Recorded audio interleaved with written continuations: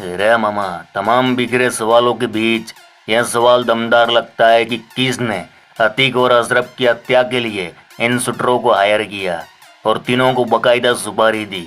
तो फिर वह कौन है जिसने यूपी अंडरवर्ल्ड के माफिया को ठोक कर पूरा महाभारत रच डाला? इस पूरे हत्याकांड का असली मास्टरमाइंड कौन हो सकता है? क्या कोई सफेद पोस्ट जो हमेशा हमेशा के लिए अतीक और अशरफ के समीकरण को खत्म करना चाहता हो? माफिया डॉन अतीक अहमद और उसके भाई अशरफ की लाश को अब दफन किया जा चुका है, लेकिन कुछ सवाल जरूर ऐसे हैं जो अगरबत्ती के धुएं की तरह चारों तरफ फैल चुके हैं। दोनों की हत्या किसने करवाई? अब इस सवाल को सबसे ज्यादा टटोला जा रहा है।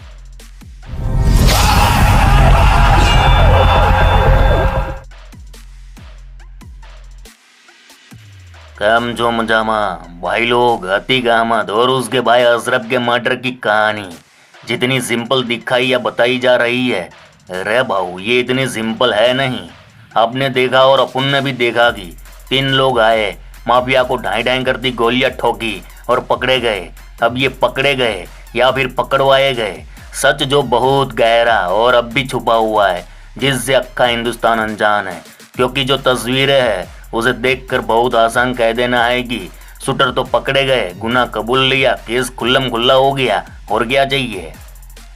या फिर दूसरे एंगल से कि सरकार और पुलिस ने मिलकर माफिया का राम नाम सत्य कर डाला। यह कह देना भी बहुत लोगों को आसान लगता है, क्योंकि उनकी राजनीति इससे तो चमकती है। रे चच्ची जान, अतीक और अशरफ मरने से पहले अपने कातिलों के नाम बताकर गए हैं, और ये बात पूरे भारतवर्ष में आंधी की तरह फैल चुकी है।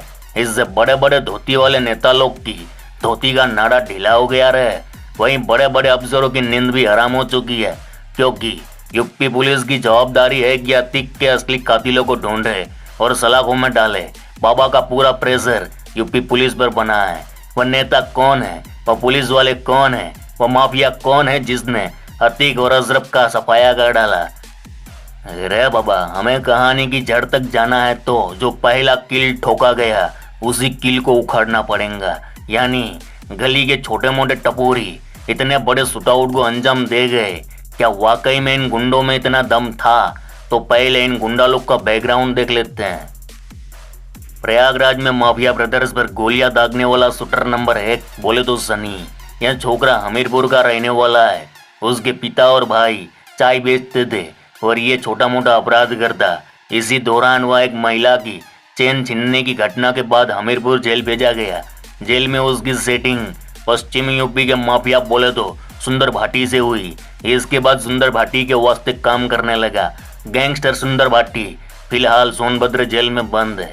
शूटर नंबर 2 थाना कोतवाली का लवलेस तिवारी शराब या यूं कहें नशे का आदी था, यानी गंजेड़ी था। वह छोटे बड़े अपराध कर अब तक 4 बार जेल जा चुका है। लवलेस 3 भाई है, तीनों में यह बिगड़ेल था। वह पहली बार एक छोकरी को थप्पड़ झाड़ने के मामले में जेल गया, दूसरी बार मारपीट, तीसरी बार शराब का केस और चौथी बार अन्य एक मामले में। घर वाले बताते हैं कि वह कुछ दिनों से घर पर नहीं दिख रहा था, अब अचानक अतीक हत्याकांड में दिखा। तीसरा शूटर अरुण कुमार मौर्य जो कासगंज के बतेला पुख्ता में रहता था, उसे लोग कालिया से जानते थे। परिवार का कहना है कि अरुण मौर्य पिछले 6 साल से घर नहीं आया। एक पुलिसकर्मी की हत्या के बाद वह फरार हो गया था। जेल में ये तीनों मिले, फिर अतीक को मारकर यूपी अंडरवर्ल्ड में खुद के साम्राज्य को स्थापित करना चाहते थे। ये कहानी उन्हीं शूटरों ने सुनाई। लेकिन मामा, पहले इन छोकरे लोग का थोबड़ा तो देखो। क्या आपको लगता है ये अतीक जैसे बड़े डॉन को मारने का जिगरा रखते हो? नहीं लगता ना। ये मैं नहीं कहता, ये बात उत्तर प्रदेश के वरिष्ठ अधिकारी ने बताई है। यूपी के पूर्व डीजीपी AK जैन का कहना है कि ये तो बहुत सामान्य परिवार के हैं। 6 लाख 7 लाख की पिस्टल कहाँ से एफर्ड करेंगे? मोटरसाइकिल मिली है इनके पास से, आना जाना, खर्चा होना, होटल में ठहरना, पूरी प्लानिंग करना, कैमरा खरीदना, माइक खरीदना, कैमरा मैन बनना, रिपोर्टर बनना, यह सब कोई बिना खर्चे के थोड़ी ना होता है। उनके घर पर तो छप्पर पड़े हुए हैं, इनकी कोई हैसियत ही नहीं है। ये भाड़े के टट्टू है और किसी ने भेजा हो सकता है। अब सब खुलासा हो जाएगा। यानी पूर्व डीजीपी AK जैन का मानना है कि अतीक और अशरफ जैसे माफिया को मारना इनके बस में नहीं है। ये कोई पहुंचे हुए शख्स की प्लानिंग हो सकती है। अरे बाबा, यहाँ पूर्व डीजीपी ने जिस 6-7 लाख की पिस्टल का जिक्र किया उसका खुलासा यूपी एसटीएफ कर चुकी है। दरअसल शूटर ने अतीक अहमद और अशरफ को मारने जिस पिस्टल का यूज किया उसका नाम है गिजाना पिस्टल। यह गन मलेशिया और तुर्की दोनों साथ मिलाकर बनाते हैं, जिसे गैर कानूनी तरीके से भारत लाया जाता है। इसकी कीमत करीब 5 लाख से लेकर 7 लाख तक की है। इस पिस्टल की खासियत यह है कि इसमें एक बार में 15 गोलियां लोड की जा सकती है। अगर आपने अतीक अहमद हत्याकांड का वीडियो देखा होगा तो आपको पता चलेगा कि बड़ी आसानी से एक साथ दनादन फायरिंग की गई थी। इस पिस्टल को आधिकारिक तौर पर मलेशियाई सेना, अजरबैजान सशस्त्र बल, फिलीपींस की पुलिस, यूएई कोस्ट गार्ड इस्तेमाल करता है। अब बड़ा सवाल यही है कि इन आरोपियों के पास वह पिस्टल कैसे आई, जो असल में भारत में बैन है। माना जा रहा है कि यह पिस्टल पाकिस्तान से ड्रोन के जरिए भारत में लाई गई होगी। इधर एक बड़ा खुलासा हुआ है जो शायद आप लोग नहीं जानते। दरअसल पूछताछ के दौरान शूटरों ने इस गन सप्लायर का नाम एसटीएफ को बता दिया। ऐसी जानकारी सूत्रों के हवाले से मिली है। शूटरों ने बताया कि अतीक हत्याकांड में इस्तेमाल किए गए असले और हथियार कानपुर के सातिर बदमाश बाबर ने उपलब्ध करवाए थे। अब बाबर के जरिए जड़ तक पहुंचा जाएगा। देखना बिडू, 10 से 15 दिनों में इस पूरे गेम प्लान का मास्टरमाइंड को यूपी एसटीएफ सामने लेकर आएंगी, क्योंकि इस बार बाबा फुल एक्शन में दिख रहे हैं। अब रुख करते हैं शाइस्ता खान की ओर, जो है अतीक अहमद की बीवी।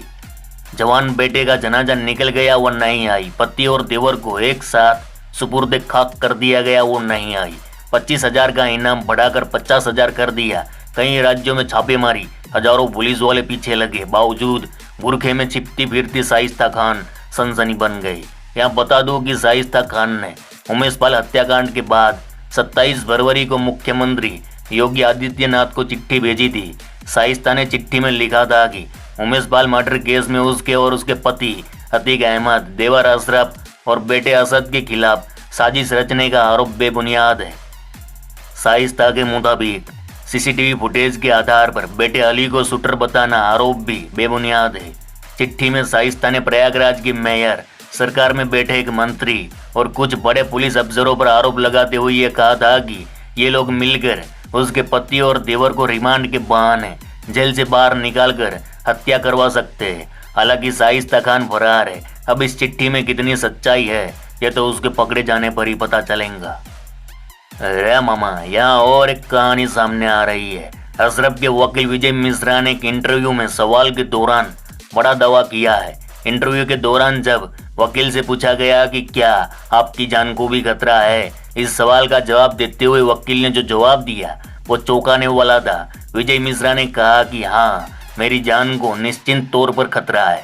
जब वो घटना हुई तो मैं उस वक्त भी अतीक अहमद और अशरफ के साथ था। उनके मुकदमों की पैरवी कर रहा हूँ। वकील ने बताया कि अगर ये लोग पुलिस कस्टडी में अतीक अशरफ को मरवा सकते हैं तो मुझे भी मरवा सकते हैं। अरे भाऊ, अतीक अहमद के वकील ने और एक खतरनाक खुलासा कर डाला, जिससे पूरे यूपी के सियासी गलियारों में खलीबली मच गई। वकील विजय मिश्रा ने कहा कि अतीक अहमद ने कहा था कि यदि उनके साथ कोई दुर्घटना होती है या उनकी हत्या कर दी जाए तो बंद लिफाफे में एक चिट्ठी सुप्रीम कोर्ट के वरिष्ठ न्यायाधीश और प्रदेश के मुख्यमंत्री के पास जाएगी। उन्होंने कहा कि वह चिट्ठी ना तो मेरे पास है और ना ही मेरी ओर से भेजी जा रही है। वकील ने साफ किया कि वह चिट्ठी कहीं और रखी थी, किसी और व्यक्ति द्वारा भेजी जा रही है। वकील ने साफ किया है कि इस चिट्ठी में क्या लिखा है इसकी मुझे कोई जानकारी नहीं है। वकील ने बताया कि अतीक को एक अधिकारी द्वारा जान से मारने की धमकी दी गई थी। वह अधिकारी कौन है यह बात तो उस लिफाफे के सामने आने पर ही पता चलेगी। बताया जा रहा है कि उस अफसर ने अतीक और अशरफ को मारने की सुपारी ली थी। अब सुपारी देने वाला कौन था, वह अफसर कौन है, यह बात अभी भी एक राज है। रे बिडू, अलग अलग कहानियां बताने का मकसद था कि अब जो मैं बताने जा रहा हूँ उसे आप समझ पाओ। देखो कड़ी कैसे जुड़ती है। छोटे मोटे गुंडे जिनका ना कोई बड़ा आपराधिक रिकॉर्ड, परिवार गरीब, घर में खाने के लाले, ऐसे परिवार से 3 छोकरे आते हैं, कैमरा खरीदते हैं, माइक खरीदते हैं, होटल में रुकते हैं, बाइक चलाते हैं और 7-7 लाख की महंगी पिस्टल यूज करते हैं। और एक बात, ये सारे जेल से छूट कर आए थे। ना कोई बड़ा गैंग था, ना कोई राजनीतिक संरक्षण। यही नहीं, उनके ऊपर रंगदारी फिरौती के केस भी ना थे। यानी टोटल लुक्खे गुंडे थे। फिर इस हत्याकांड को अंजाम देने जिस सामग्री का इस्तेमाल किया गया उसे परचेस करने के वास्ते पैसा कहाँ से आया, यहीं से घंटी बजती है बॉस। इनके पीछे कोई तो बड़ा नेता है। दूसरी बात, मरने से पहले अशरफ और अतीक दोनों भाई कई बार उनकी हत्या की साजिश की बात कर चुके थे। वहीं जब अतीक को साबरमती जेल से प्रयागराज जेल लाया गया तो अतीक के साथ कमांडो, सीआरपीएफ, एसटीएफ और पुलिस बल का बड़ा काफिला रहता था। खुद यूपी के एडीजी ने बताया था कि उनके काफिले पर हमला कर उसे छुड़वाने की साजिश रची जा रही थी। फिर 15 अप्रैल की रात जब उसे अस्पताल जांच के वास्ते लाया गया तो हमले की वह बात कहाँ गायब हो गई। पुलिस बल कम क्यों था? जब शूटर गोलियां दाग रहे थे तो हथियारों से लैस पुलिस ने जवाबी कार्रवाई में शूटरों को ढेर क्यों नहीं किया? आपने देखा हो साल 2021 में जब दिल्ली की रोहिणी कोर्ट में प्रदेश के कुख्यात गैंगस्टर जितेंद्र गोगी पर गोलियां बरसी थी तो वहां मौजूद दिल्ली पुलिस ने हमला करने वालों को ऑन द स्पॉट शूट कर दिया था। फिर अतीक के मामले में शूटर जिंदा क्यों है? अरे बाबा, ऐसे तो बहुत सारे सवाल है। यहाँ एक बात समझने लायक है, अभी तक यूपी पुलिस अतीक हत्याकांड मामले में कोई जानकारी ना दे रही। मुझे लगता है कि चंद दिनों में यूपी पुलिस एक बड़ा खुलासा करेगी। ये खुफिया तरीके से जांच हो रही है, लेकिन जल्द ही खुलासा होगा और अतीक हत्याकांड का मास्टरमाइंड भी सामने आएगा, क्योंकि योगी बाबा चुपचाप बैठने वाले ना है। अगर उसके मंत्रिमंडल से भी कोई अपराधी निकला तो बाबा उसकी पोंगी बजा डालेंगे, इतना तो भरोसा है बाबा पर। एक सवाल आपसे, आपको जिस पर भी शक हो उसका नाम कमेंट में लिख दो। चलो इस गुज्जू भाई का राम राम, मिलते हैं फिर।